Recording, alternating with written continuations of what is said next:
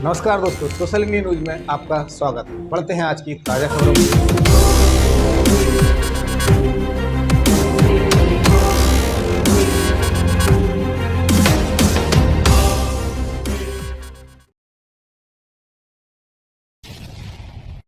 आज आपकी मुलाकात कराते हैं साईं बाबा से। दुनिया के महान संतों में से एक हैं साईं बाबा, जिन्होंने सर्वधर्म समभाव के लिए सदैव कार्य किया। देश विदेश के लाखों श्रद्धालु करते हैं दर्शन, जिसकी समाधि भी करती है चमत्कार।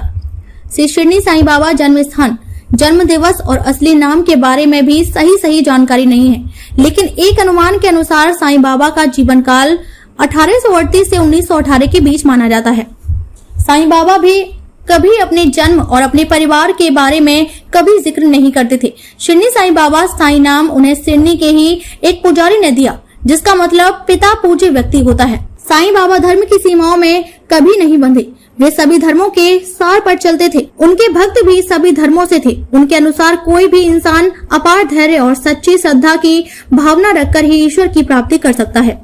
सबका मालिक एक है के उद्घोषक वाक्य से शिरडी की साईं बाबा ने संपूर्ण जगत को सर्वशक्तिमान ईश्वर के स्वरूप का साक्षात्कार कराया और आज उनके भक्तों के लिए ये दैविक फकीर भगवान की तरह की पूजनीय है। साईं बाबा ने ऐसे चमत्कार अपने भक्तों को दिखाए जो उन्हें एक साधारण फकीर से दैविक शक्ति की तरफ इशारा करते हैं। बड़े बड़े डॉक्टर जब फेल हो जाते थे, तब श्री साईं बाबा की धुनी से प्राप्त उड़ी सर्व इलाज करती थी। अनुयायियों के विश्वास एवं श्रद्धा पर आधारित है। चमत्कारिक कथा के तौर पर ही कहा जाता है कि साईं बाबा पहली बार 16 वर्ष की उम्र में शिरडी में एक नीम के पेड़ के तले पाए गए थे। उनके इस निवास के बारे में कुछ चमत्कारिक कथाएं प्रचलित हैं। कुछ समय बाद वे वहां से अदृश्य हो गए थे।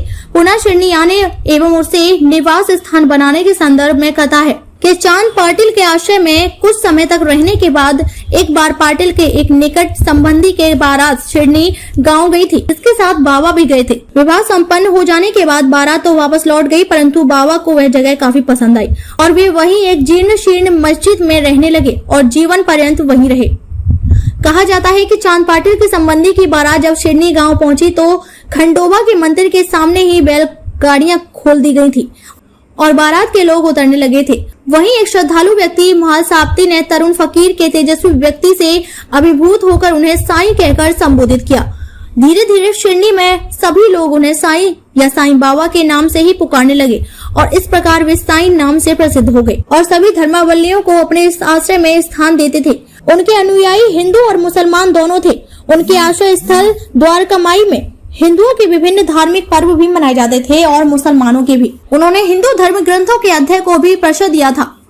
उस समय भारत के कई प्रदेशों में हिंदू मुस्लिम द्वेष व्याप्त था, परंतु उनका संदेश था राम और रहीम दोनों एक ही हैं और उनमें किंचित मात्र भी भेद नहीं है। फिर तुम उनके अनुयायी होकर क्यों परस्पर झगड़ते हो?